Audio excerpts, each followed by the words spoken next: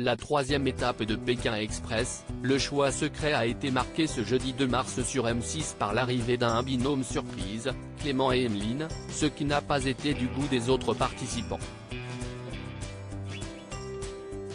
Mais malgré cette arrivée sur le tard, les nouveaux venus ne s'estiment pas avantagés pour autant, comme ils l'ont expliqué à Télé Loisirs. La production de Pékin Express l'a promis, cette saison 17 sera placée sous le signe des surprises sur M6. Après la règle du choix secret, qui permet à chacun de voter pour un duo à envoyer au duel final, CIST cette fois au tour d'une équipe surprise d'intégrer le jeu lors de la troisième étape diffusée ce jeudi 2 mars 2023. Les téléspectateurs ont fait la connaissance de Clément et Emeline, deux amis âgés respectivement de 22 et 23 ans qui sont animateurs dans des centres de vacances. Sur les réseaux, les gens étaient persuadés que c'était deux femmes qui intégraient l'aventure. Ou bien que c'était un binôme qui avait déjà fait Pékin Express, s'amuse Emeline auprès de Télé Loisirs.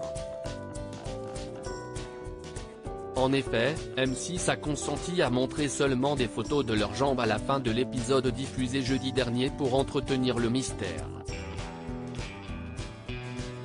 Clément et Emeline affirment qu'ils ne se sentent pas privilégiés par rapport aux autres concurrents qui ont pourtant déjà réalisé 2 étapes avant leur arrivée.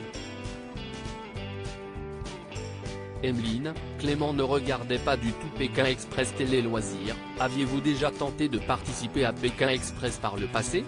Emeline, non, c'était la première fois. Clément, si est-il un défi qu'on s'est lancé? On voulait faire un road trip à la base. Un jour, un vacancier, en plaisantant, nous a demandé si on était prêt à faire Pékin Express. Là, on s'est regardé avec Emeline et on s'est dit let's go. Emeline, on ne pensait pas du tout être pris. Étiez-vous des téléspectateurs de Pékin Express jusqu'à présent? Moi je regardais l'émission.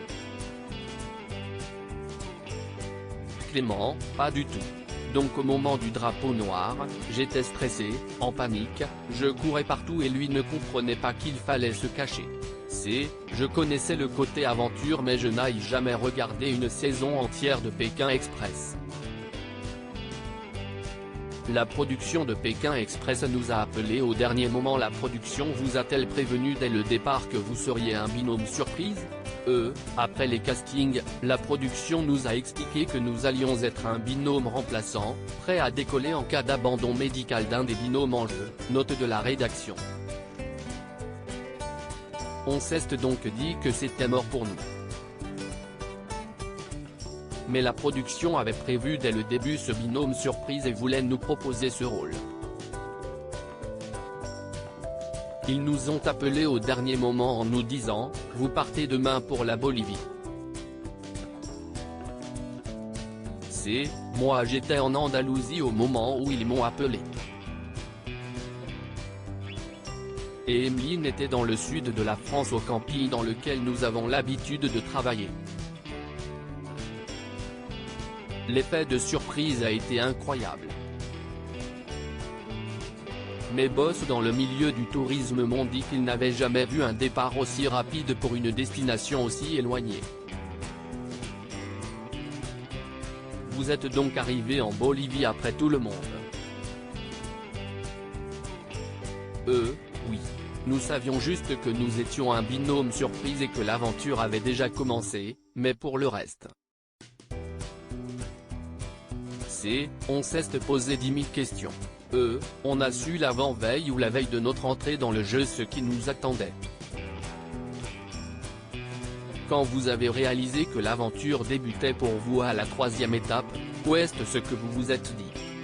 Thierry nous avait parlé du choix secret en nous annonçant notre statut de binôme surprise. On s'est dit que ça allait être compliqué pour nous. Car qui dit choix secret dit stratégie et alliance. Nous, on arrivait après tout le monde les mains dans les poches et on savait qu'on allait être la cible à abattre. C. On s'est demandé si les binômes allaient nous désigner comme la cible à abattre ou au contraire s'il y avait de l'animosité entre les équipes. On était dans le flou à ce moment-là. Clément, mentalement, pour les autres candidats, c'était peut-être compliqué et sur place, les concurrents vous ont-ils directement pris en grippe ? On était tellement content d'arriver qu'on n'a pas capté que les autres étaient déjà au bout de leur vie.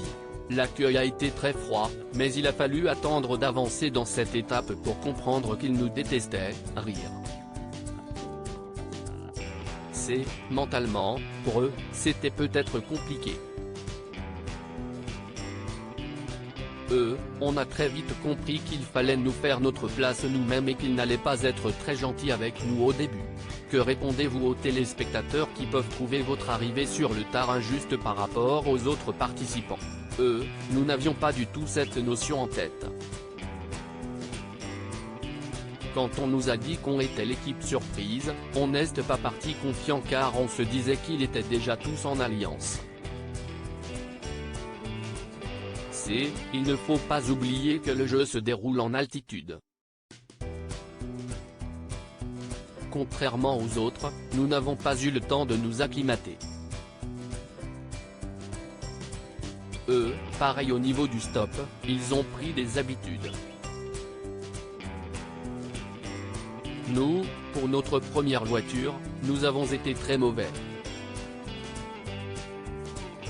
Clément, le plus dur a été l'adaptation. Quel a été le plus difficile pour vous lors de ce baptême du feu ?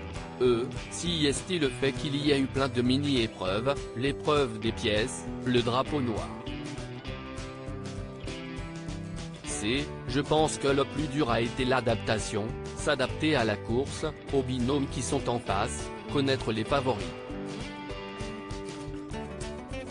Cette aventure a-t-elle renforcé votre amitié ?